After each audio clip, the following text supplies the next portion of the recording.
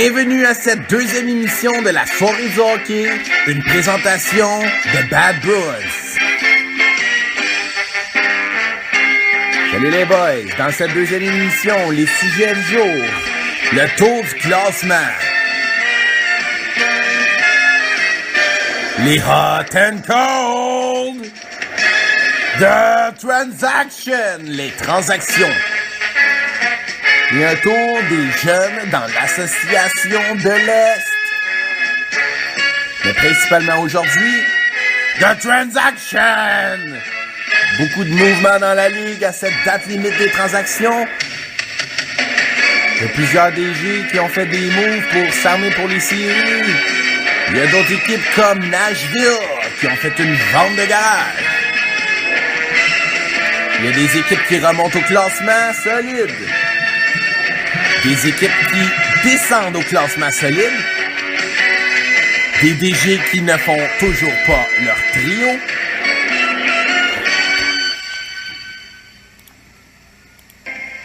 La soirée du hockey, présentée par la brasserie Molson, brasseur de la bière Molson, la préférée du Québec. SO Impérial et ses vendeurs, agents et distributeurs. Et Ford, avec les meilleures idées, Ford vous offre de meilleurs produits.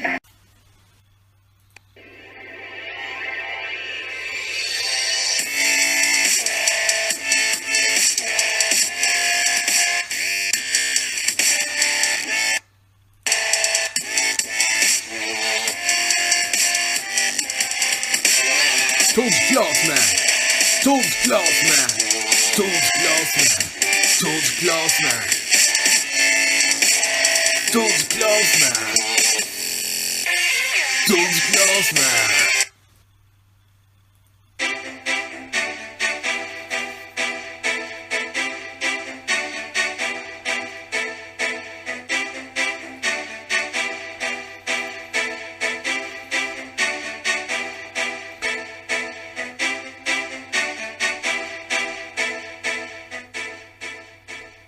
De retour à cette émission de la soirée du hockey. Je suis bien content d'être avec vous autres les gars aujourd'hui. Donc pour débuter avec le classement, toujours en première position de la ligue. Les Blues! Avec 96 points en 68 matchs. C'est quand même bien impressionnant. 42 victoires, 14 défaites, 96 points. Il va atteindre le plateau des 100 points, probablement avec 10 matchs à jouer. Là. En deuxième position dans la ligue, les Bruins de Boston, avec 87 points en 68 matchs. Ça va bien pour mon équipe, même mieux que ce que je pensais. La chimie va bien. P.K. Subban est de retour, alors ça va bien pour mon attaque, aussi la meilleure attaque de la ligue avec 238 buts. Ensuite vient les Blue Jackets. Et quand tantôt je disais des équipes qui remontent au classement solide, les Blackhawks de Chicago qui ont maintenant dépassé le DG des Rangers au classement. Depuis que Marc c'est dit comme un pionnier de la ligue. Plus de misère à gagner des matchs, mais toujours dans le sommet en 5e position. Suivi de Dallas, qui remonte fort au classement avec 82 points. Les Capitals, les Canadiens suivent au classement.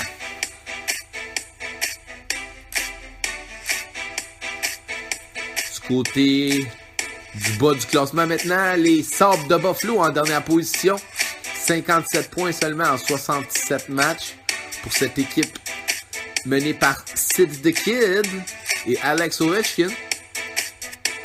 Peut-être qu'un petit peu de changement ferait du bien à cette équipe. Suivi de Nashville Predators. Tantôt quand je disais qu'il y a des équipes qui descendaient au classement solide, les Predators sont cette équipe. Suivi de Détroit et de Pittsburgh, qui a 5 défaites consécutives. Pittsburgh est une équipe qui compte sur toute une équipe avec Krejci, Neal, Steen, Orpik, Nielsen, Huberdeau, blablabla, blablabla, Burroughs, blablabla, Miller. C'est pas une saison facile pour le nouveau DG qui pensait avoir énormément de succès avec son équipe. C'est très décevant. Si on continue rapidement au classement. Hey, c'est une bonne tune, by the way, ça. En passant, pour les droits d'auteur, là, on n'a pas le droit de mettre aucune vidéo avec de la musique sur les droits d'auteur. Donc, aujourd'hui, je vais faire sûr de respecter ça. Sur YouTube, il y a des musiques gratuites. Alors, je vais m'assurer d'en prendre là-dessus. Puis, ça donne qu'est-ce que ça donne, les gars. Donc, pour terminer le classement, les Flyers, toujours 5e avant-dernier. Les Jets, qui étaient prometteurs, mais ça marche pas encore une fois. Et 7e avant-dernier, je le répète, 7e avant-dernier, les Kings de Los Angeles. Si on fait le tour des équipes qui seraient exclues des séries, dans l'Est, il y aurait Buffalo, Pittsburgh, Philadelphie et les Devils. Et du côté de l'Ouest, les Predators, les Red Wings, les Jets, les Kings et peut-être même les Flames. Ça reste à suivre, une course aux séries très enlevante. Up next to the emission, the hot and cold.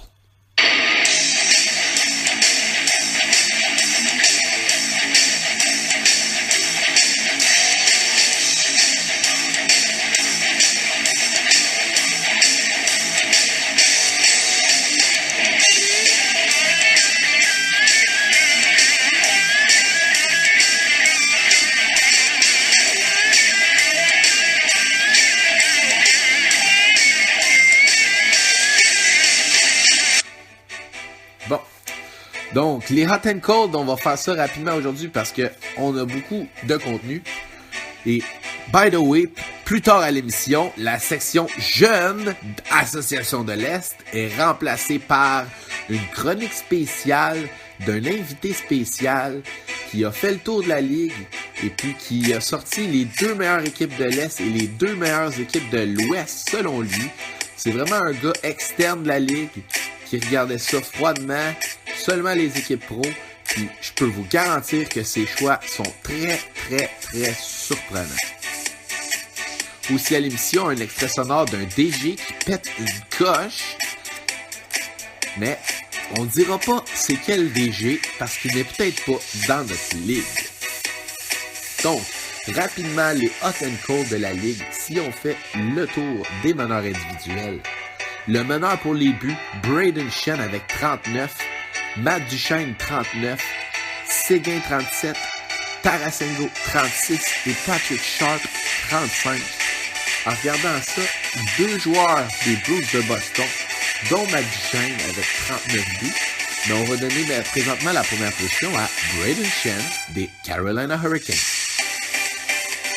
Du côté des meilleurs passeurs, John Tavares avec 64 passes, domine Evgeny Malkin qui en a 50, Tyler Seguin et Jason Spezza suivent avec 48 passes. Du côté des points, John Tavares est le meilleur pointeur de la ligue avec 94 points. Pas besoin de vous mentionner qu'il est un joueur des Bruins de Boston. Au classement des points, suivi de Tyler Seguin, 85 points, Evgeny Malkin, 83 points, Matt Duchene, 83 points et Brayden Schenn, 81 points. La course est serrée. Du côté des meneurs et des minutes de punition, Barrett Jackman, 113 minutes de pénalité, suivi de Justin Abdelkader, 106 minutes de pénalité. Barrett Jackman appartient à quelle équipe? Aux Red Wings de Philadelphie. Aux Red Wings de Détroit. Du côté des buts en avantage numérique, c'est mené par Vladimir Tarasenko avec 17 buts. Un joueur des Blackhawks de Chicago, suivi de Alex Tanguay, le surprenant Alex Tanguay des Sénateurs d'Ottawa. Du côté des buts gagnants, Matt Duchene domine avec 10, suivi de Joe Pavelski, John Tavares, Gustav Nyquist, Claude Giroux, Travis Zajac, tous à 7 buts gagnants. Le meneur pour les lancers, Evgeny Malkin avec 299, suivi de Artem Panarin, 289, et de Nikita Kucherov. Le meneur du côté des lancers bloqués, Andy Green avec 127 lancers bloqués. Un fier porte-couleur des Dallas Stars. Anton Stralman et Christopher Tanev suivent avec 111 lancers bloqués. Le meneur du côté des Hits est Alex Petrovic, un joueur des Red Wings de Détroit. Suivi de Brandon Dubitsky et Jonathan Toews. 166 mises en échec pour Jonathan Toews, c'est très surprenant. Du côté des victoires devant le filet, Henrik Lundqvist des Maple Leafs avec 35. Cependant, le backup des Maple Leafs ne semble pas avoir joué de match encore cette saison. Ben Bishop et Cam Talbot avec 32 sont les vrais meneurs. Ben Bishop est un représentant des Columbus Blue Jackets, tandis que Cam Talbot est un joueur des Canadiens. Le meneur pour les défaites, Roberto Luongo des Sabres, suivi de Pekka Rinne des Jets. Le meneur pour les arrêts avec 2168 pucks on the pad qui sent le rubber en tabarnak des Jets, Pekka Rinne. Du côté des blanchissages, Cam Talbot, 4 blanchissages. Steve Mason, 4 blanchissages. Et pour le plus d'arrêts en shootout, et Corey Schneider avec 55. C'est ce qui termine les Hot and Cold.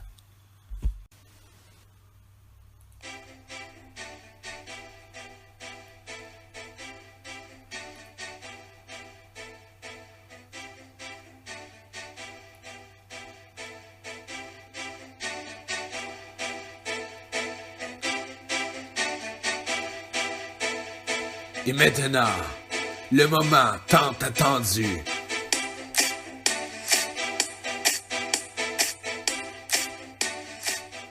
The Transaction! Ouais, ça, j'avais dit ça comme ça dans ma première émission, sur le fly, puis quand j'ai fait écouter mon émission à Marc, tout de suite, quand j'ai dit ça, The Transaction! Il a bien aimé ça. Puis Marc, c'est le genre de gars qui répète souvent les affaires. Tu sais, mettons, on écoute la boxe. Puis là, au début, t'as And fighting in the blue corner. Ça, Marc, il peut faire ça jusqu'au 12e round. Fighting! Tranche de vie. Bon. Alors, les transactions, il y a eu plusieurs transactions dans la ligue. Je vais faire ça vite. Je vais les regarder rapidement. Je vais donner mon impression, puis on va s'amuser comme ça. Donc, le dernier trade, tout juste avant la fin des échanges, les Toronto ont transigé André Burakovsky aux Kings en retour de Limata. Moi, personnellement, à Limata, j'ai abandonné à cause des blessures, puis d'un autre côté, André Burakovsky, tu sais, produit pas tant que ça, mais donc ça se trouve être un échange un peu équitable. Ensuite de tout, Toronto aussi a envoyé Goligoski en retour de Hemsky et Kiefer Bellows. Ça met quand même beaucoup de pression sur Kiefer Bellows. Je sais que Jérémy aime bien les jeunes, mais Goligoski, ça demeure un top def, là. Surtout quand il joue à Dallas, là, il était vraiment dominant, surtout pour le simuler. Mais le futur va nous dire. Ensuite de ça, petit trade énorme, hein? Un trade de NHL comme les autres ont dit. Dallas ont envoyé Cup, Chariot, Dorset, Eke, Chikrin, un 5e et un 2e.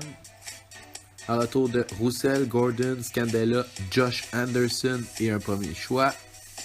Et la face de Dallas a cassé quand il a appris qu'il mettait pas la main sur le Josh Anderson des Blue Jackets.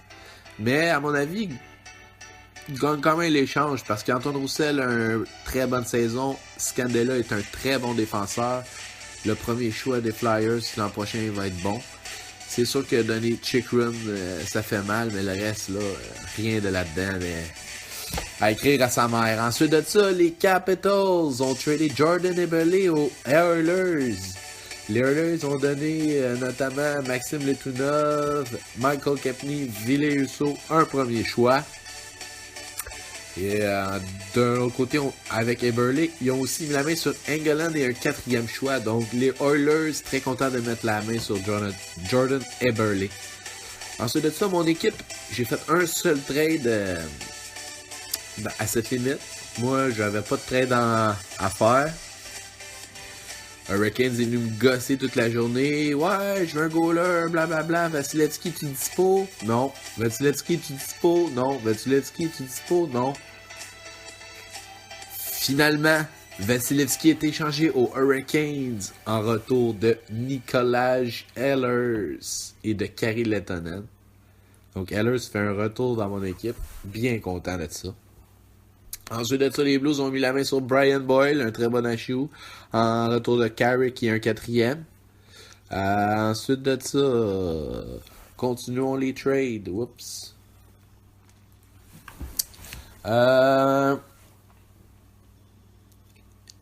Les Oilers ont mis la main sur Keith Yandel en retour de Zach Trotman, Clark MacArthur, Adam Macherin et des picks. Très bon joueur, ce jeune Adam Macherin. Donc, ça fait un bon joueur pour Nashville dans le futur. Nashville ont aussi échangé Parenteau aux Rangers en retour d'un 6 et de Fane. Ça, c'est vraiment un échange de pionniers, là. Tu vois, là, tu donnes un 6 et Fane, tu vas chercher Parenteau. C'est exactement comme ça qu'on domine le simulé. C'est vraiment quel génie, ce Rangers. Ensuite de ça, Nashville a échangé Ryan Murray un 3 contre Jérémy Roy un premier.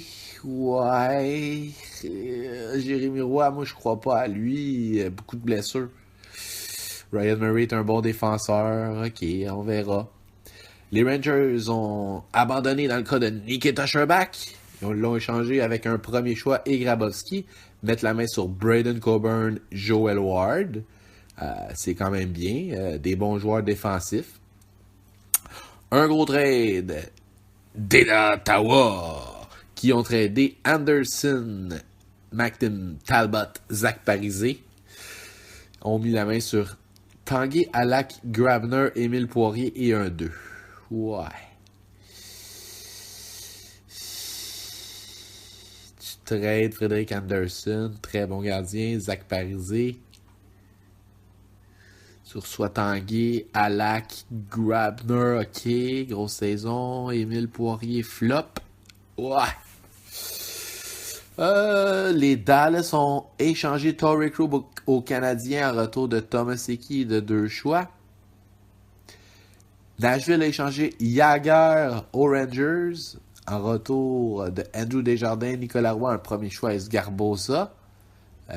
Les Rangers mettent également la main sur Nick Bonino. Donc, un bon échange ici pour les Rangers. Les Nashville, dans leur continuation de vente de garage, ont échangé le très bon gardien Corey Crawford à son bon ami des Canucks en retour de Mike Smith, Julien Gauthier, Yakov Trenin, un premier choix et un 5e choix. Donc, c'est un bon échange. Mais Corey Crawford est un très bon gardien. Ensuite de ça, pour continuer dans les échanges, il y en a que je saute là en passant parce qu'il y a tellement eu d'échanges là que je peux pas toutes les faire, mais les Flyers ont tradé Ribeiro et Svechnikov contre Rick Nash et un 3e. Ça met beaucoup de pression sur Svechnikov. On sait que Rick Nash est un bon joueur, mais aussi un bon payeur, un gros poids sur la masse. Les Canadiens ont tradé Buffaliano Caps en retour de Barry Shoshnikov, lui qui a été repassé plus tard. Non, c'est pas le même. Excusez, t'as Evgeny Svechnikov et t'as Nikita Shoshnikov. C'est vraiment 2 gars différents. Hein? On les reconnaît facilement dans la rue. Ensuite de ça, les Hawks ont tradé une shit pick. Un premier, un deuxième, un troisième, un quatrième. Contre Mikko Koivu, un 3e. Donc, c'est un très bon trade ici pour les 2 DG. Mikko Koivu qui est un très bon joueur dans le simulé. Ensuite de ça, Camilleri des Canadiens a été tradé aux Hawks contre une shit pick, un deuxième, un troisième, un quatrième. Et en plus, les Habs payent 3 millions du salaire aux Juifs pour cette saison. Et envoient 1 million aux Hawks. Comment traiter un gars de Juif quand tu demandes 1 million? Seulement un Juif. Ensuite de ça, le gros trade qui m'a surpris énormément. Moi, personnellement. Les Blues ont tradé David Backes, Cam Fowler et un 6e pick aux Prédateurs en retour de Kyle Palmieri et de Mathias Ekholm. OK? C'est un bon trade. Palmieri et Ekholm sont jeunes. Mais David Backes, dans le simulé, a été le pain et le beurre des Blues. Cam Fowler est un def dominant. Kyle Palmieri, c'est un bon attaquant et est comme un très bon défenseur, mais ce trade-là m'a surpris. Vous pouvez en penser qu'est-ce que vous voulez. C'est bon pour les deux DG, mais j'aurais jamais pensé que les Blues auraient tradé David Backes. Mais je suis content de voir que les Blues le perdent, parce que si jamais on se rend en finale, on aimerait bien ça, battre les Blues. Ensuite de ça, les Canadiens ont tradé Patrick Maroon et un 4. Patrick Maroon, qui est le partenaire de Connor McDavid NHL. Très solide. Mis la main, cependant, sur Nikolai Goldobin, Jake Virtanen et Gustav Forsling. Donc, ça demeure un bon trade. Et puis, pour terminer les échanges, vite, là, parce que je suis rendu loin dans les trades. On est loin du deadline. On est rendu au 2 février, mais il n'y a pas eu d'émission depuis ce temps-là. Les Canadiens ont tradé Duncan Keith et Jeff Carter. Wow! Quand tu réussis à mettre la main sur Keith et Carter, là, wow, c'est solide. Les Canucks ont payé pour ça Nick Leddy, Ryan Spooner, Jonas Brodin, Marcus Johansson et un 2e pick. Donc, c'est tous des excellents éléments. Leddy, Brodin, c'est des très bons défenseurs. Johansson, Spooner, des bons jeunes attaquants, mettons de 2, 3e trio. Mais, wow! Jeff Carter, en plus, excellente saison. C'est sûr qu'il y a beaucoup de millions d'impliqués. Les Canadiens semblent se préparer à l'expansion. Mais, wow! Wow. Très bon trade pour les Canucks, qui vont être extrêmement dangereux en série. Ils ont mis la main sur Corey Crawford, Duncan Keith, Jeff Carter et plein d'autres gars que j'ai pas pensé, là, mais wow. Ensuite de ça, vite, là, les Canadiens avaient mis la main sur Maroon, le 31 contre François Beauchemin, puis un 5e. Donc, Canadien a fait un roulement, mais Patrick Maroon, là, c'est le genre de gars que, wow, solide. Est-ce que je suis en train de dire de la merde, moi? Attendez une minute. Patrick Maroon, là, c'est-tu vraiment lui qui joue avec McDavid? Ou je dis de la marde? Non, c'est vraiment lui. OK. Patrick Maroon, 24 buts, 12 passes, 36 points en 70 games. Ouais, c'est correct, mais 24 buts, c'est bien. Mais on va revenir au trade là, pour terminer. Radulov aussi, pour finir, est un très gros trade de Dallas. On a mis la main sur Alex Tosh, Nicolas Kerdil et un 3e pick. Moi, Alex Tosh, c'est vraiment un joueur là, que je crois vraiment. Aussi, dans la vente de feu des Kings, parce qu'ils ont fait une vente de feu aussi, ont tradé Hartnell et Lyndon V au sénateur contre Kirby Rackle, qui devrait rester AHL toute sa vie, je pense. Et puis, pour terminer le gros trade, là, il en reste un ou deux à regarder. Les Kings ont tradé Jonathan Toews. Wow!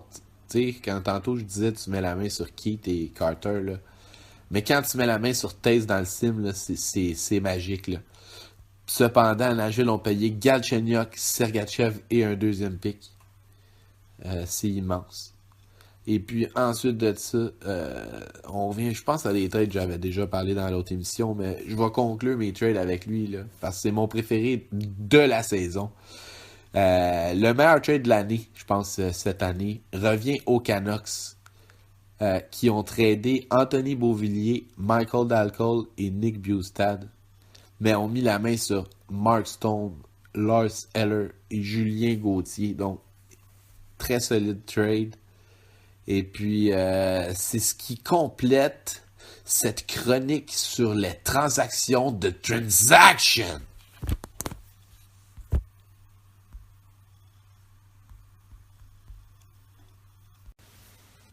J'ai décidé de remplacer la section jeune de l'association de l'Est parce que c'est ça. Puis j'ai décidé d'incorporer à l'émission un invité spécial.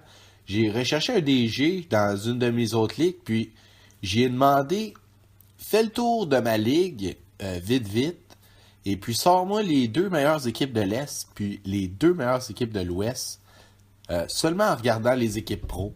Puis j'avais vraiment hâte de voir, parce que tu sais, nous on est habitués un peu les réputations des équipes, puis tout ça, puis c'est un peu toujours les mêmes équipes qui sont au sommet. Puis juste en demandant ça, j'ai eu des réponses assez surprenantes de sa part. Je voudrais dire merci, il s'appelle Francis Bouliane, il est avec moi dans la NODHL, une autre ligue, là. Mais c'est pas ça le point. Puis quand il me dit ses équipes, je suis vraiment resté surpris. Donc, je vais commencer avec l'Ouest. Les 2 choix de l'Ouest. Tout d'abord, Dallas. Ça va faire plaisir à Dallas, en fait. Dans les 4 meilleures équipes, c'est sûr que quand tu regardes son line-up, là, Brent Burns, Patrick Kane, Claude Giroux, Joe Thornton, Dan Girardi, Lucic, Edler, Marleau, Bobby Ryan, Tanner Person, toute une équipe avec Corey Schneider devant le filet. C'est vraiment une équipe solide, celle-là des Dallas.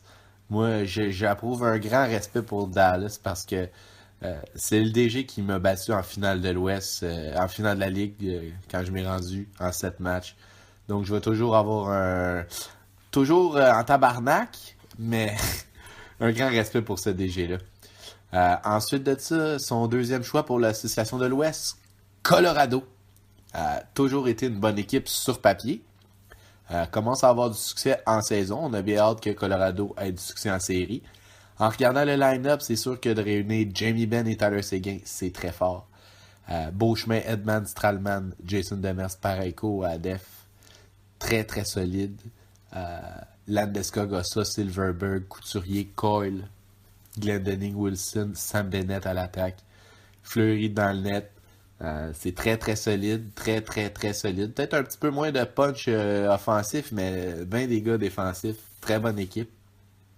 Donc, c'était les 2 meilleures équipes de l'Ouest, selon mon bon chum.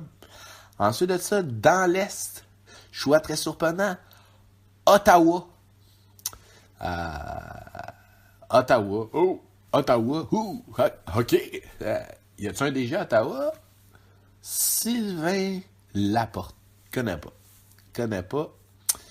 Je fais bien des farces. Laporte, c'est un de mes bons amis. Un petit peu discret, mais sur papier, a monté une solide équipe. Pavel Datsyuk, en ce moment, bon, à son dernier mille ici, mais McDonough, Mike Hoffman, Seth Jones, Alex Emilin, quel défenseur, hein? Défenseur numéro 2 des Canadiens. Arnold, Iginla, Draisaitl, Gustis Behir, Nastratil, Lyndon V, Connor McDavid, Benoît Pouliot, bon, Alak devant le filet, Bobrovski. C'est sûr que c'est une solide équipe là, quand on voit Connor McDavid avec Leon Draisaitl. C'est sûr que le futur va être positif pour cette équipe-là. Mike Hoffman aussi. Et puis, finalement, dans ce classement, la meilleure équipe de la Ligue, selon un journaliste externe, roulement de tambour, The Washington Capitals, la meilleure équipe de la Ligue, selon mon partenaire. C'est sûr que en faisant le tour de son équipe pro avec un Byfuglien, Pavelski, Eric Johnson, Louis Eriksson, Ristolainen, Getzlaf, Monahan, Enrique, Brody, Karl Hagelin, Jacob Slavin, Burmistrov, Teravainen. Extrêmement grosse profondeur avec Tuukka Rask devant le filet. C'est mon rival direct. Capitals, très, très, très solide équipe, mais toujours aucune coupe Stanley. Donc, c'était ça pour les meilleures équipes de la Ligue. Ensuite de ça, je vais poursuivre avec un extrait sonore de... C'est un DG dans une ligue exactement la même, ok? Il pète une latte, mais j'ai trouvé ça bien drôle, puis je le mets dans l'intégralité pour finir l'émission. Et puis j'espère que vous avez été content de l'émission. Les transactions, c'est toujours pas évident à commenter. On veut pas dire rien pour froisser personne. C'est sûr que en regardant un trade, on voit toujours un gagnant, toujours un perdant. Alors, pour terminer cette émission, à la demande de Michael Poulain, notre Sylvain Rio qui pète une latte. Alors bonjour, on va demander de faire cette vidéo-là pour peut-être aider des jeunes qui vont vivre les mêmes problèmes que moi. J'ai mis une casquette, des lunettes pour pas qu'on me reconnaisse. On m'a demandé de changer mon nom. Donc mon nom est Mick, pas Nick là, Mick Narco. Moi, ma descente aux enfers a commencé en 2015. J'étais dans une ligue simulée, tu sais, le jeu, c'est le fun en crisse. Ça a scrappé ma vie. Il y a un gars sorti de nulle part qui est arrivé avec une équipe de vidange. Puis, il a détruit ma vie. Il a battu mon équipe. Ça a été le début. Ben, en fait, ça avait commencé avant. J'étais parti dans une désillusion incroyable. Je voyais Travis Moen partout. Je faisais des saluts au chandail de Travis Moen. Fait que les jeunes qui regardaient ça aujourd'hui, pensez à ça. Ça a l'air le fun, une ligue simulée de même, là. Tu sais, ça a l'air le fun, en chum pis tout, mais ça va ruiner ta vie. Tu sais, moi, là, j'avais comme 25 ans, j'avais plein d'avenir. Je travaillais pour une jeune compagnie de linge en vogue. J'avais des amis. Pour le fun, on allait manger à Cage au Sport, à tous les midis, puis on mettait ça sur Internet, sur Instagram. Alors regarde-moi, j'ai 40 ans, j'ai pris 150 livres. J'ai plus d'amis. Ma ligue de hockey simulée est finie, mon Chris est dehors. Je dis, voyons, Chris se battre par lui là, que je peux pas nommer son nom, mais en tout cas. Fait que pense à ça, jeune, avant d'embarquer dans une ligue simulée. Aujourd'hui, tu vois, je pourrais être heureux, mais non. Qu'est-ce que je fais? Ben, j'attends mon chèque le premier du mois pour aller manger à Cage au Sport, me rappeler le bon vieux temps. Puis, je traîne dans des parcs louches, puis je donne des handjobs pour avoir un petit peu d'amour. Le WHL a scrappé ma vie. Pensez à ça. Hey, c'est tout un témoignage de notre partenaire ici. Donc, c'était la soirée du hockey, une présentation de Bad Blood.